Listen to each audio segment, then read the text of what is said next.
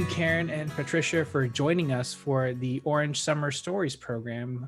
This week, we are talking with the Nurture team to find out what they do, who they are, and how they serve the church. So the first question that I would like to ask you guys, what is the Nurture team? I served in churches that didn't have this program. So when I heard it, I was like, I have no idea what they do. So I'm super interested to learn what y'all do. Well, first of all, thanks for letting us be a part of these interviews. We really appreciate that and hope that people will learn something from this. And actually, the Nurture team, the mission and goals of the Nurture team is to figuratively and literally wrap our arms around the church members and make them feel cared for and loved as a part of our church. And to do that, we have several ministries, I think 7 ministries in total that are a part of the Nurture team, under the Nurture team. And most of these are autonomous, and they have their own chairs that work with their projects. And we have the prayer shawl ministry, bereavement ministry, quilting ministry, caring cooks and care calendar, senior ministry, the Stephen ministry, and the new baby ministry. That's a really cool thing to learn, that there are so many of these ministries that happen kind of behind the scenes that I don't know, that I think a lot of people don't know about. Could you go into some more detail about those ministry areas? One thing that people may not realize is that we have a prayer shawl ministry, and that ministry, we have people who actually knit shawls to give to people from the church when they're in a time of grieving or time of illness. And these, as they knit, they pray over the shawls. And this, once the shawls are given to the people, they send a note with them, letting them know that the church is praying for them, and that hopefully the shawl will give them comfort during their time of need. In addition, or kind of in conjunction with that, we also take gift bags to families with new babies, and often there's a prayer shawl that goes along with that. There's other items, in the bags that go along. Even some diapers go into those bags. So we try to keep our ears to the ground and stay connected with families with new babies in that way. And sometimes the ministers take those bags, and sometimes one of us might take them. But we're always wanting to, make that connection. Something else we do as part of Nurture team is to send cards out to people who are sick, and wishing them well and letting them know that we're praying for them in their illness. And we also send cards out to people who have lost a loved one. And especially, we've started something new where we're sending cards out on the 1-year anniversary of baptisms and on the 1-year anniversary of the death of a loved one, just to let people know that we haven't forgotten them, that we're thinking about them, and that they're still in our prayers. And we also send cards out, happy cards out for weddings when people are getting married. It seems like y'all are very in tune with kind of the natural rhythms of people's lives, births, birthdays, weddings, anniversaries, deaths. I think that's a really cool part of the church, not to just focus on like the spiritual well-being, but of just everyone's daily lives in ways that makes them feel like, hey, you're not just a part of a congregation of people, you're part of a group of people who care about what you are going through. Mm-hmm. Well, I think we look at our mission as keeping in touch with family. And that's what we as a church congregation really are. We're a family. And, God is our Father, and we need to keep in touch with family members and make sure that they're doing okay. Yeah. Could y'all talk a little bit about the bereavement ministry? That's an area that I think a lot of people might be uncomfortable with, in the fact that, hey, it deals with death, it deals with grief and sorrow and things like that. Yeah, that certainly is a part of our ministry, and Amy Pomeroy has been working in that ministry and in service to the church. And a lot of times the main thing we do around that is to assist after a service with a reception, or possibly taking food to the family as they have extended family at their homes, or whatever we can do to make things easier as a family does, for each other. And Amy's done a great job with that. And that's something that, it is part of life. And we want to be there to be in service and help families that are going through that. In addition to, we're talking about food, we also have a Caring Cooks and Food Calendar Ministry. Again, Helen Clark has done a fabulous job working on that, and she is very good to keep her ear to the ground, to keep in touch with ministry and members of the congregation, and find out what needs they have, and to set up those care calendars. And I've heard a lot of people talk about how blessed they have been by that. So I feel like that's another one of our strongest areas that we're able to help. Yeah, I've been on the receiving end of that kind of ministry in the past. When my father passed away, it was just one of those things that, we didn't think about. It's like, hey, we gotta, figure out what we're eating, how we're gonna take care of ourselves today. But to have someone say, hey, don't worry about it, I'll bring you something. It just was a way to take just something off of our shoulders, off of our brains, so that we could process with each other and just, and to feel just a bit better. So, and it was an excellent thing. Exactly. That's exactly, what the point of that is, and just to give kind of a hug in a different way, with that, and just take some of that burden off. And something else that we've done this year, again, around food, but we sent care packages to our college students this fall.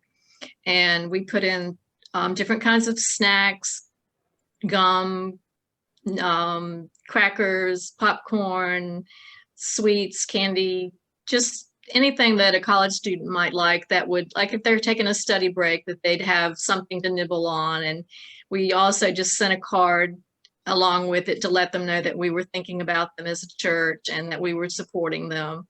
And I think that was particularly important this year, because college students and all students in schools were having such a difficult time with the pandemic and with everything going on. And I think that was a good mission for us this year. And I heard some comments from some of the students or from their parents saying that they really appreciated that, getting the packages.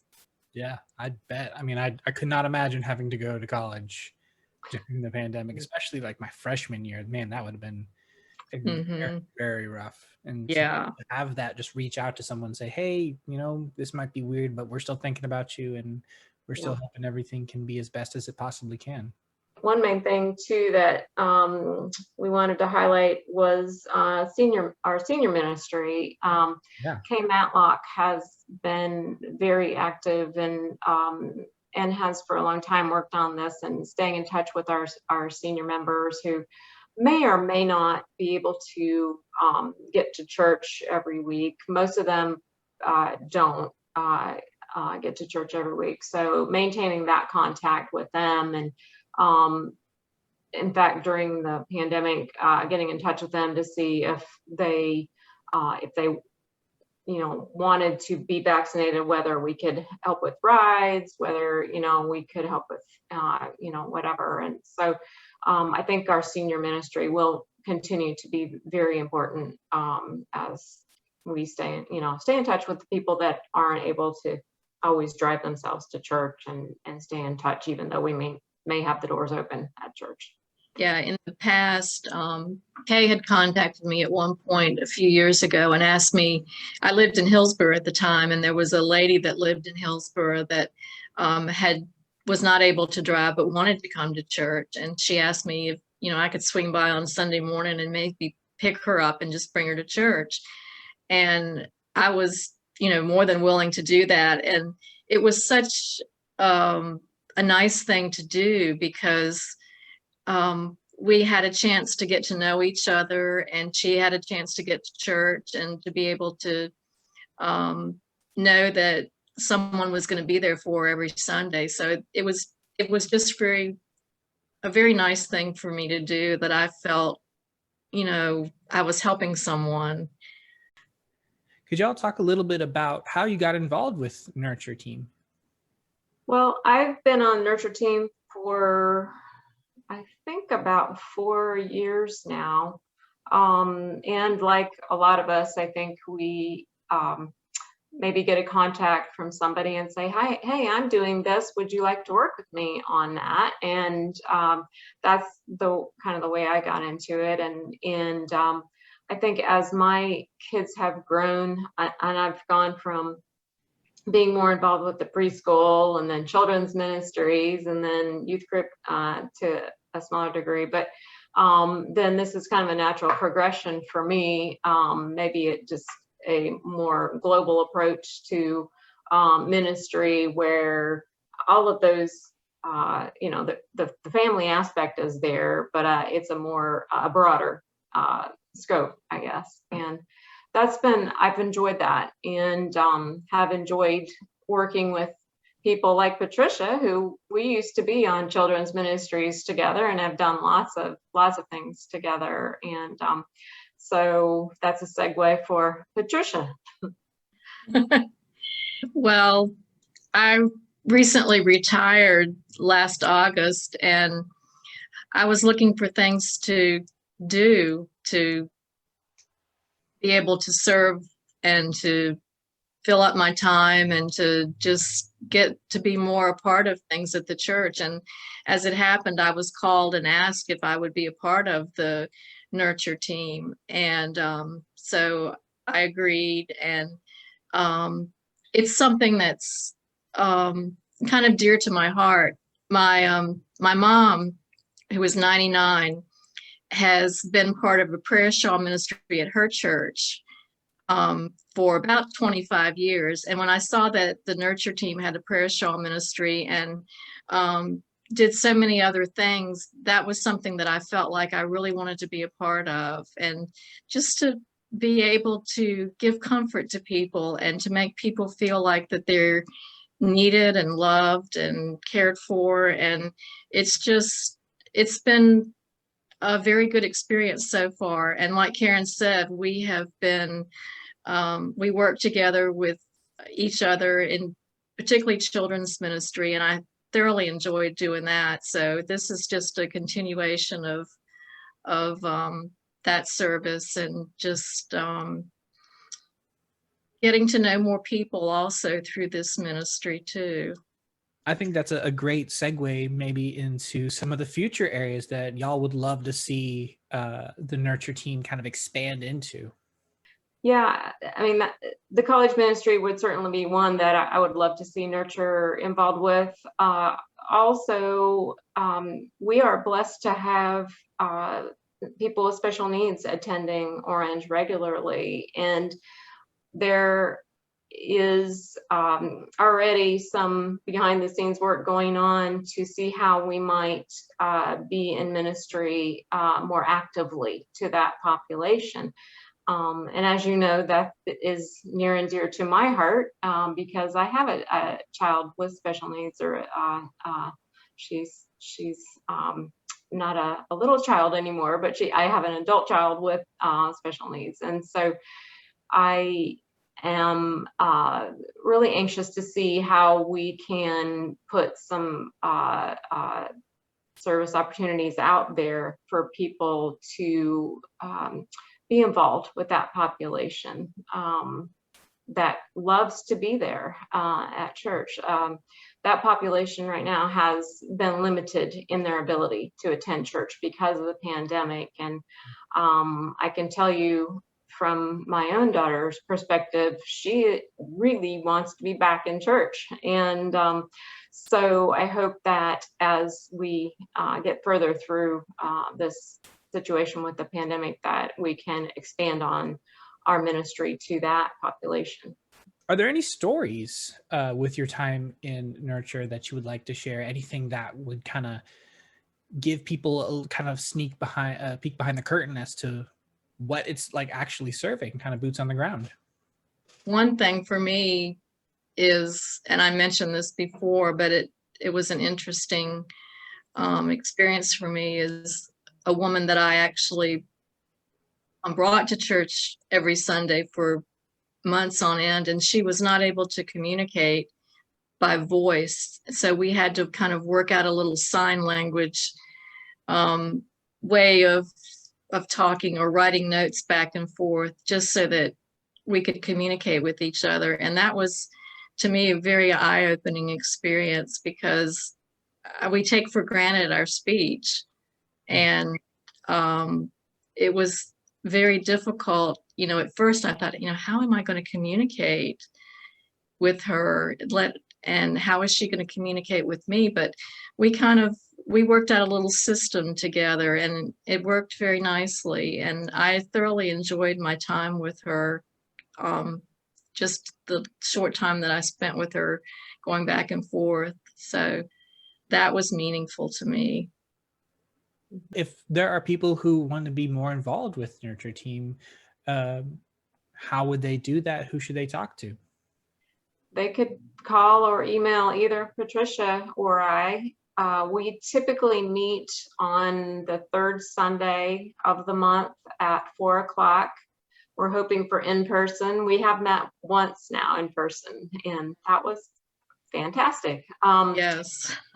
So that is our general plan right now. But, as our group changes makeup, we will meet when it works best for everyone. So that's just when we're meeting right now, because it seems to be the best time. So, but Patricia and I would love to have, anyone who feels led to participate in these ministries to join us.